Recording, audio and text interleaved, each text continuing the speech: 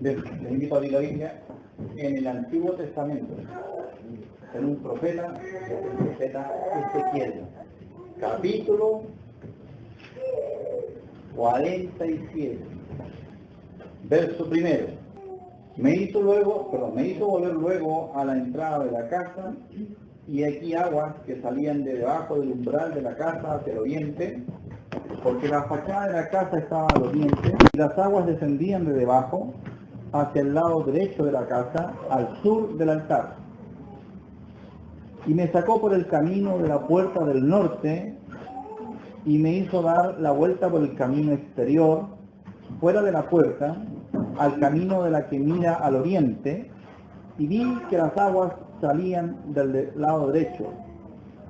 Y salió el varón hacia el oriente, llevando un cordel en su mano. ¿Y cuánto midió? Y midió 1000 codos.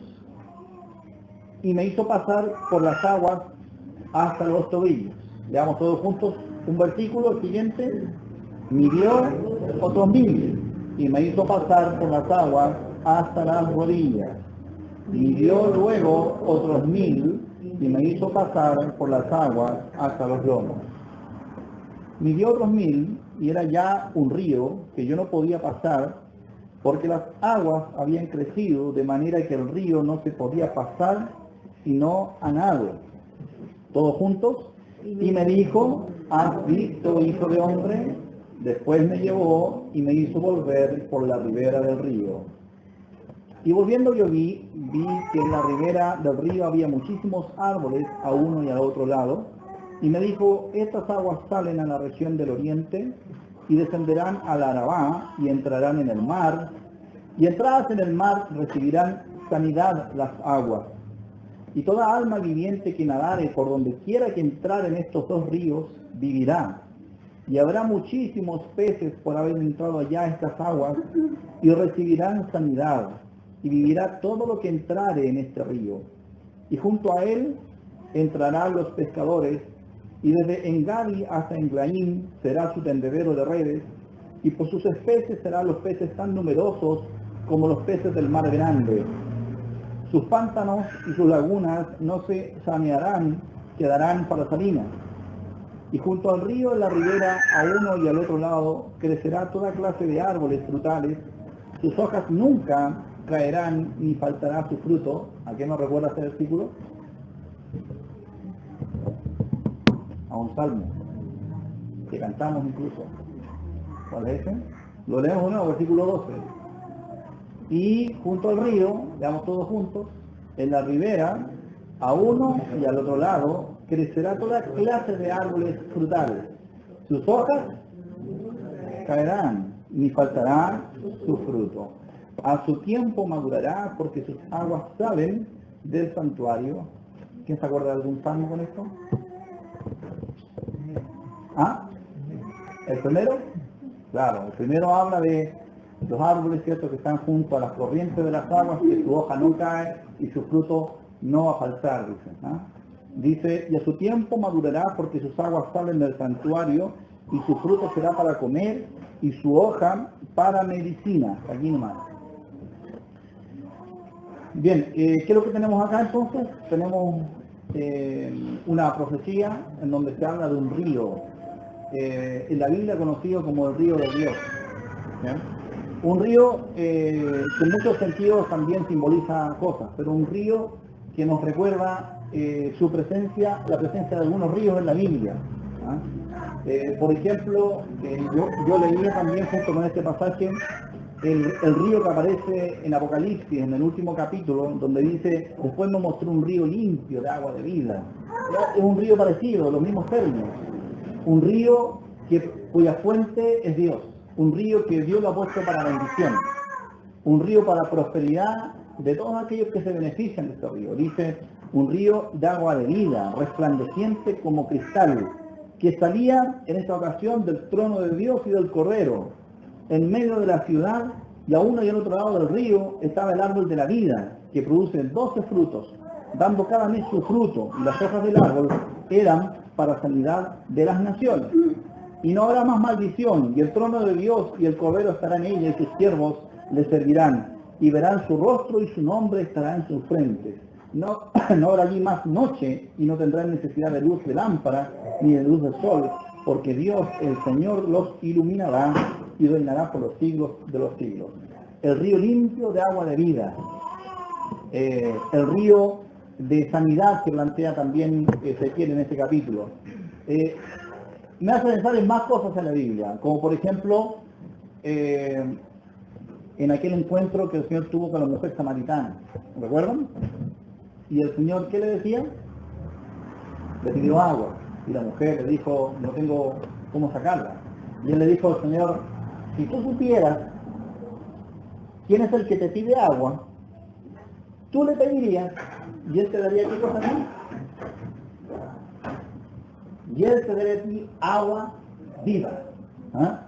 La mujer, sin entender todavía de qué estaba hablando, creía que pensaba todavía que le estaba hablando del agua del pozo natural, y no entendía que le estaba hablando del agua que requiere el alma, que el alma también tiene sed de algo, que se simboliza con el agua, pero que el alma también necesita cosas que satisfagan su ser. Entonces la mujer, sin entender bien, le dice, Señor, ¿no tienes con qué sacar el agua? ¿Ah? ¿Cómo vas a darme esa agua? Entonces el Señor le aclara y le dice, el que bebiere de esta agua, ¿cómo dijo? Volverá a tener sed. Sí, lo tengo claro, le ha dicho la mujer. Pero el que bebiere del agua que yo le daré, no tendrá sed jamás. ¿Y qué dice? Y ahí aparece un río, no solamente agua, sino que el agua que yo le daré será en él, dice, una fuente de agua, un río. Será en él una fuente de agua que salte para vida eterna. Ahí la mujer pudo entender que está hablándole de otro tipo de agua. Y en la Biblia el agua simboliza también aquella necesidad que tiene el hombre en su espíritu, en su alma, en su interior, una necesidad de Dios y de todo lo que proviene de Dios. Este capítulo también de las aguas del río de vida, de agua de vida, me hace acordar también de otros episodios. Por ejemplo, Génesis, en el capítulo 2. ¿Recuerdan qué es lo que hay en el capítulo 2 de Génesis? ¿Se acuerdan? Génesis capítulo 2, vamos a leerlo. Y mientras lo buscan, me acuerdo también de Nicodemo, ese encuentro que tuvo el Señor con Nicodemo. Nicodemo, sin entender mucho, fue donde el Señor para ver qué clase de maestro sería. Y el Señor le habla como nunca hombre le había hablado a Nicodemo, un hombre buscador de Dios y que aún no lo encontraba. Y el Señor le dice que te es necesario nacer de nuevo, Nicodemo. Nicodemo nuevamente, como la mujer samaritana, sin entender mucho de qué le estaba hablando, o creyendo entender que le estaba hablando del nacimiento natural. ¿Cómo puede un hombre nacer de nuevo siendo viejo? ¿Puede acaso entrar nuevamente al vientre de su madre y nacer? Y entonces el Señor le aclara y le dice, y ahí aparece el agua nuevamente, el que no naciere del agua y del espíritu no puede entrar en el reino de Dios. Entonces hay un agua que el alma necesita, no la boca, no el estómago, no el cuerpo, que el alma necesita satisfacer. Y que los seres humanos debemos distinguir que necesitamos esa agua. Y esa agua está únicamente disponible en nuestro Dios. Y Génesis capítulo 2 también me recuerda esta agua, porque dice que allá en el Edén, en el origen de las cosas, ya estaba puesta esta señal puesta por Dios. Estos son los orígenes, dice el versículo 4, de los cielos y de la tierra cuando fueron creados, el día que Jehová Dios hizo la tierra y los cielos, y toda planta del campo antes que fuese en la tierra, y toda hierba del campo antes que naciese, porque Jehová Dios aún no había hecho llover sobre la tierra, ni haría hombre para que labrase la tierra, sino que subía de la tierra un vapor, el cual regaba toda la faz de la tierra. Entonces Jehová Dios formó al hombre del polvo de la tierra y sopló en su nariz aliento de vida, y fue el hombre un ser viviente, y Jehová plantó un huerto en Edén al oriente. El primer agricultor en la tierra no fue Dios, fue Dios, no fue el hombre. Él fue el primero que plantó la tierra. Él plantó un Edén. Él creó un Edén. Cerca de mi casa hay un letrero, hay letreros puestos que dice, un letrero medio arrogante, dice, se crean jardines. Se crean jardines. Porque pasan por ahí en Colombia alguna vez. Un letrero así, súper rústico, pero puesto clavado en cualquier lado, dice, se crean jardines y colocan un número de contacto. ¿Por qué no coloca ahí simplemente, yo trabajo en jardines, soy jardinero y su número de teléfono? No, coloca, se crean jardines. Con esas palabras. Y yo siempre que lo leo, digo, pienso, este hombre o es muy arrogante o hace un trabajo espectacular. ¿Qué quiere decir con eso? Se crean jardines. ¿Qué quiso poner el hombre? Dígalo. A ver, Abraham. ¿Ah? ¿Hacer aparecer algo de nada? Ok. Alberto. Ya. Víctor. Para haciendo así para que no le pregunte. ¿Se crean jardines? ¿No pone ahí, se hacen jardines? Andrés, ¿se crean jardines? Bueno, lo que quiero decir es que el hombre quiere decir ahí que él hace cosas lindas. No planta plantas. No planta flores. Crea algo. Es medio artista. ¿Ah? Crea un jardín. Es decir, lo que usted puede esperar de contratarlo a él es ver un resultado hermoso, una creación. ¿Ah? Un artista. ¿Cómo? No, lo escribió súper bien. El Señor fue el primer agricultor sobre la tierra. Dice el versículo que leíamos. Entonces dice, Jehová plantó un huerto, versículo 8, en Edén, al oriente, y puso allí al hombre que había formado. Y Jehová Dios hizo nacer de la tierra todo árbol delicioso a la vista.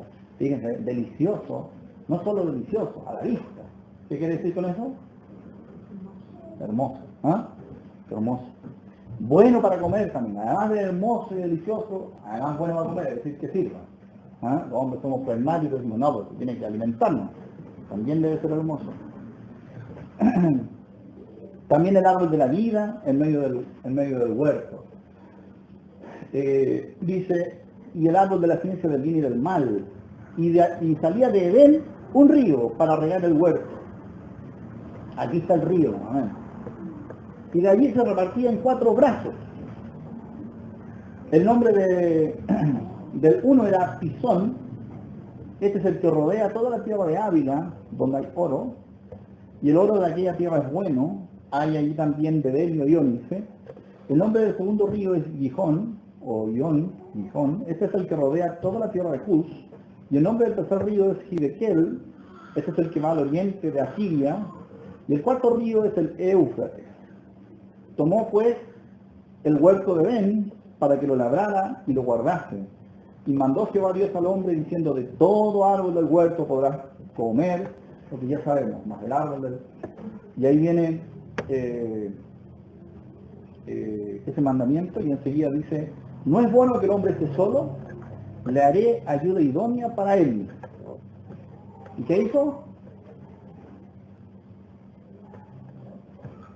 ¿Qué hizo? Le trajo todos los animales del huerto para que pusieran nombre. No hizo allá, Le trajo todos los animales del huerto. Y dice, y puso Adán, versículo 20, puso Adán nombre a toda bestia allá de los cielos y a todo ganado del campo, más para Adán no se halló ayuda idónea para él. Es decir, como que Dios lo quiso hacerle distinguir, antes de traerle a Eva, hacerle distinguir que dentro de toda la creación no hay ninguna especie similar a él, que las podía mirar una por una al ponerle nombre y distinguir que en toda esta amplia y vasta y hermosa creación que él había hecho, no había nadie, absolutamente nadie similar a él. Y dice que entonces Jehová Dios hizo caer sueño profundo sobre Adán, y mientras éste dormía tomó a una de sus costillas y sopló la carne en su lugar, y de la costilla que Jehová Dios tomó del hombre hizo una mujer y la trajo al hombre. Y uno se piensa a lo mejor que cuando Adán despertó, no sé si habrá visto en su costado una cirugía, pero él supo que había sido tomada de él. Y se mandó flor de poema, diciendo, esto es ahora, dice, hueso de mis huesos y carne de mi carne. ¿Ah? Esta se la llamaba varona, porque del varón fue tomada. Por tanto, dejará el hombre a su padre y a su madre, y se unirá a su mujer, y serán una sola carne. Es decir, no dice dejará la mujer a su padre y a su madre, sino que dice dejará el hombre a su padre y a su madre. Como sentando las bases de que el hombre debe salir del alero y de la protección de su hogar, y debe formar su propio hogar, debe liderar y ser cabeza de su propio hogar, salir de ese cuidado que tiene y enfrentar la vida y formar un hogar él. Bien. Y entonces dice, estaban ambos desnudos, Adán y su mujer, y no se avergonzaron. El huerto del Edén. Yo trato de imaginarme el huerto del Edén y no hay que esforzarse mucho para imaginarse de que este huerto tiene que haber sido hermoso, bello. Veía un documental de que hay personas, científicos, historiadores, arqueólogos que buscan dónde debe haber estado este huerto de Edén, porque el hombre es así, le encanta resolver misterios. Y quieren saber dónde está el huerto de Edén. Y en ese enfrentamiento de ideas, dicen, con esos 4 ríos, si encontramos esos 4 ríos, encontramos el huerto de Edén. Y con lo que se han encontrado es que han podido localizar solo 2 de esos ríos, los 2 últimos. Los 2 primeros, no hay ni rastro de esos ríos. Y entonces la teoría es que el diluvio, que tapó todo bajo agua, ¿cierto? Borró y modificó la geografía del lugar y algunos cauces de río desaparecieron para siempre. Pero hay algunas ideas de donde podría haber estado este Edén. Pero independiente de dónde haya estado, este Edén tiene que haber sido hermoso, precioso. No es que la tierra haya sido fea, la tierra completa era hermosa, pero el Edén tiene que haber sido particularmente hermoso, particularmente bello. Las veces que he podido ir al sur, cada vez que voy al sur me deleito en estos paisajes, en las montañas, en las nieves, en los árboles gigantescos con sus variados colores verdes, en los ríos cristalinos, verdes, hermosos, en la naturaleza, me deleito verlo. Y digo, ¿cómo es que me deleito en estas cosas que a lo mejor no tienen nada de bello? ¿Pero por qué me parecen tan bellos? ¿Por qué yo miro esto y es una armonía con la mirada? Uno ve y ve algo armónico, algo que como que la vista se deleita fácilmente. Yo creo que Dios nos hizo con algo predefinido. Dios nos hizo con la capacidad natural de que todo lo que haga, lo que fue, lo encontramos hermoso. Todo lo que Dios hace, lo encontramos hermoso. Podría haber hecho todo café, o plano, o un simple hoyo. Pero si Él lo hubiera hecho, lo encontraríamos bello. De hecho, si vamos al norte, nos vamos a encontrar sobre el desierto más árido del mundo, los seres humanos igual encontramos lindo. Igual decimos, ay, qué lindo, yo así en las noches, y la estrella y la luna, cuando lo encontramos hermoso. Tenemos la habilidad de encontrar todo hermoso, todo lo que Dios ha hecho. Y este Edén a mí me hace recordar y me hace pensar en la vida cristiana. Esa vida que Dios le ha dado a los creyentes, a aquellos que se han convertido a Cristo. Muchas veces dejamos ver la impresión de que la vida cristiana es como un sufrimiento, como algo que siempre nos cuesta, como que hay que estar esforzándose siempre y que andamos de derrota en derrota y hay que estar levantándose siempre. Y nos deja a veces la impresión que la vida cristiana no es una vida hermosa. La vida cristiana es hermosa. Solo que tenemos que saber valorar lo que realmente se debe valorar en la vida cristiana. En el huerto del Edén, en este capítulo que leímos en el capítulo 2, se resaltan 2 cosas. El descanso de Dios, que Dios descansó después de haber hecho toda la creación, Es la única vez que se menciona que Dios haya descansado. Dios descansó.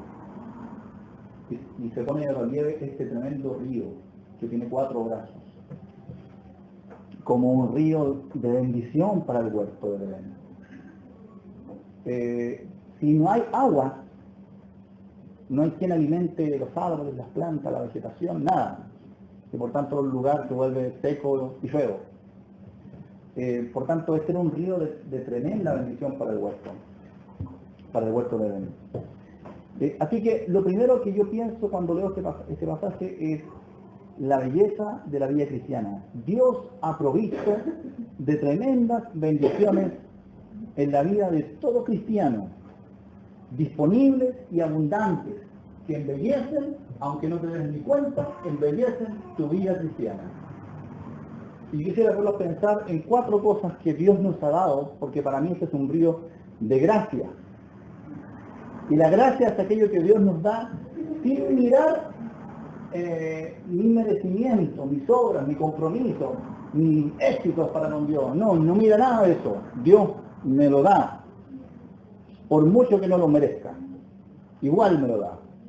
Me lo da por lo que está en Él, porque Él es un Dios de gracia, porque Él es el que me ama. Y quisiera hacerles pensar en 4 gracias que Dios nos ha dado, que riegan tu vida cristiana y la mantienen hermosa. ¿Que podría ser mucho más hermosa? Sí, pero que ya es hermosa. Y que la riegan por todos sus lados. Primera gracia, indudable, la salvación. Es decir, el hecho que un día el Señor haya hablado a tu corazón, a tu entendimiento, y te haya guiado para creer en Él. Te haya dado esa fe innata, esa fe sencilla en Dios. Que Él me salvó, que Él me perdonó y que Él me ha dado vida eterna. Salvación. No importa cómo camines o cómo te encuentres con tu ánimo en tu vida cristiana. Si hay algo por lo cual siempre puedes agradecerle a Dios. Señor, gracias porque me salvaste. Gracias porque me has perdonado. La segunda gracia que Dios nos ha dado y que está en nosotros, no importa nada, es su Espíritu. El Espíritu Santo de Dios. Y ese es el que te recuerda, el Espíritu Santo es el que te guía, es el que te llama en tu interior a buscarle, a anhelarle, a decir, pucha, yo podría estar siguiendo al Señor con más fuerza, con más ánimo, podría estar además sirviéndole. Él es el que te da ánimo y te dice, no importa cómo estás, yo soy capaz de levantarte, vuélvete a mí y yo te voy a restaurar completamente. Es el que nos recuerda la palabra de Dios, un versículo por ahí que hayamos leído y el Espíritu Santo lo toma y lo aplica a nuestro corazón. Es el Espíritu de Dios que con toda su fuerza está morando en la vida del cristiano y que nos puede entregar la confianza de que jamás vamos a estar un creyente sin Dios. Jamás. Un río, para mí una abundancia, un río extraordinario. Tendremos más veces a mirar con más abundancia nuestras permanentes falencias, las nuestras y las de los demás, que lo que miramos las abundancias de Dios en tu vida. Tercera gracia, la palabra de Dios. Es un tercer brazo de este río de gracia de Dios que está presente en nuestras vidas. Todo comenzó aquel día cuando alguien nos habló del Evangelio, y ese Evangelio, con alguno que otro versículo, en esa explicación, nos quedó aquí en la mente, en la conciencia, trabajando, obrando. Bajó aquí al corazón y empezó a mover nuestros afectos y empezó a abrir un camino de luz hacia mi alma. Desde aquel día en que el Señor me convenció y te convenció de la necesidad de tu salvación, si te pudiste convertir a Cristo. Desde aquel día para adelante, te hayas dado cuenta o no, la palabra de Dios está presente en tu vida. Porque a veces poco o a veces mucho, la palabra de Dios está en tu vida, en tu hogar, en tus oídos. Y ha descendido a tu corazón. Uno dice, bueno, es cierto, y ahí uno busca a ver lo que las falencias en vez de la abundancia. Es cierto, no la veo como debiera. No la veo con la frecuencia con que debiera. No la medito con la meditación que debiera tener en la palabra. Ok. Pero la palabra de Dios es viva y eficaz, como dice Hebreos también, ¿cierto? Y más cortante que toda espada de dos filos y penetra hasta discernir las coyunturas y los tuétanos y discierne las intenciones del corazón. Esa es la palabra de Dios. Y un creyente puede así respirar tranquilo, de saber que la palabra está en tu corazón, está en tu mente y es capaz de realizar una obra en tu vida que te lleve cada día un poco más cerca de tu Dios. Es una tremenda bendición. Y lo cuarto para mí, que es una gracia de este río, que también nos ha sido dado de pura gracia, es el fruto del Espíritu. Claro, me dirán, bueno, pero es que, ¿cuál es el fruto del Espíritu? Amor, gozo, paz, paciencia, ¿qué más? Benignidad, bondad, ¿qué más? Fe, mansedumbre, templanza. Ay, pero que yo no tengo eso todo tiempo, y en la abundancia que debería tenerlo. Pero ¿saben qué? Algo de eso tienes que tener. Porque no depende de ti ese algo. El Señor dijo que su palabra da fruto a 30, 60 y 100 por uno. Pero no da a 0 por uno. Da fruto.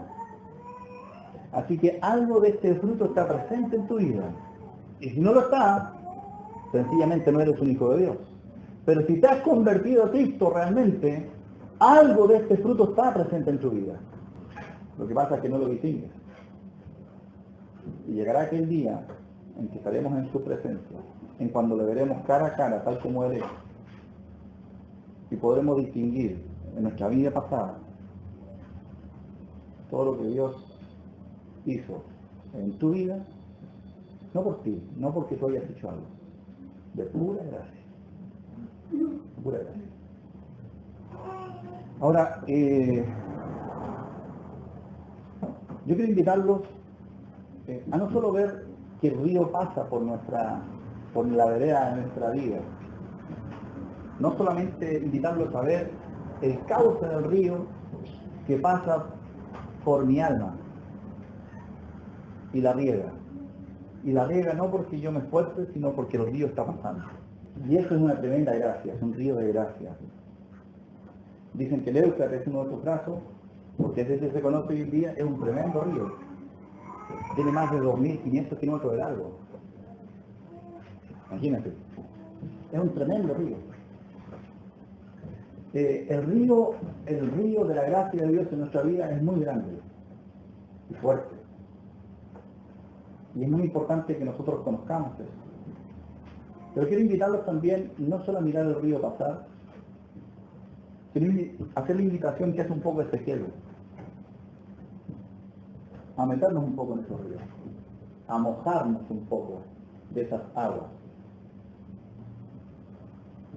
Y Ezequiel fue invitado por el ángel, ¿cierto?, de a medida. ¿Cuáles fueron las patas medidas fueron? Todos las leímos. ¿Cuántas medidas fueron? 4. ¿Cierto? El ángel le dijo al profeta, midió mi hijo, métete al agua del río de Dios. ¿Y hasta dónde llegó el agua? Le cubrió los qué? hasta los tobillos, le cubrió los pies. Es decir, hay el río de Dios, que es el río de gracia, ¿cierto? O sea, aquella fuente inagotable de gracia de Dios en tu vida. Yo quiero invitarles también a meterse un poco en esas aguas, no solo a verlas pasar, no solo recibir las bendiciones que de pura gracia llegan a tu vida, que son muchas. Yo mencioné 4, para hacerlas coincidir con los 4 brazos del río, pero hay muchas más. Pero no solamente verlas pasar esas gracias, ver y disfrutar de la gracia de Dios, sino mojarse un poco en todo lo que es la vida cristiana. Hasta los tobillos, a mí me habla de lo que el Señor, y me hace pensar lo que el Señor hizo en el Nuevo Testamento, ¿recuerdan? Cuando el Señor se ciñó su manto, estaban los apóstoles, agarró un lebrillo con agua y empezó a lavarle los pies. ¿Y Pedro qué dijo? No, Señor, a mí no. No me lavarán los pies, jamás. Pedro, si no te lavan los pies, no tendrás parte conmigo. Oh, Señor, entonces el cuerpo entero ya limpio está ahí. Pero es necesario que le hagas este lavamiento de los pies. El primer involucramiento en tu vida cristiana, y no solo ver pasar el río de la gracia de Dios, es la santificación. Lavarte los pies. El que tú en el día a día diga, Señor, indudablemente hoy he pecado. Indudablemente hoy mi corazón me ha engañado y me ha guiado hacia lo que no corresponde. Porque estamos en un mundo caído y yo soy parte de ese mundo. Limpia mi alma, Señor. Limpia estos pies con los cuales tranquilo por la vida. Segunda medida, ¿cuál fue? 1000 codos más. ¿Y hasta dónde le llegó el agua? ¿De qué nos habla la rodilla? Oración, inclinarse. El agua de la vida cristiana debe llegar hasta nuestras rodillas. ¿Cuánta oración falta en mi vida y en tu vida? El cristiano, la cristiana que toma en serio su vida cristiana es un cristiano que ora habitualmente. Ora por su vida, ora por su familia, ora por sus hermanos de la iglesia, ora por la obra de Dios, ora por un sinnúmero de cosas. Tercera parte del río, ¿hasta dónde llegó el agua? En 1000 codos más. Tremendamente ancho un río, ¿no? Muy grande. Y iba descendiendo a poquito la profundidad del río. 1000 codos más. ¿Y hasta dónde llegó el agua? A los hombros, los lomos. ¿De qué habla los lomos? Una carga. ¿Quién dijo ahí carga? Fuerza. Servicio. Empuje. Esfuerzo. Involucramiento en la obra de Dios. Y cuarto, dice que se metió un poco más, dice que ya había que nadar ahí. No era posible seguir caminando, había que nadar. Es decir, estar completamente entregado a la comunión con Dios, a la comunión en la iglesia y al servicio cristiano.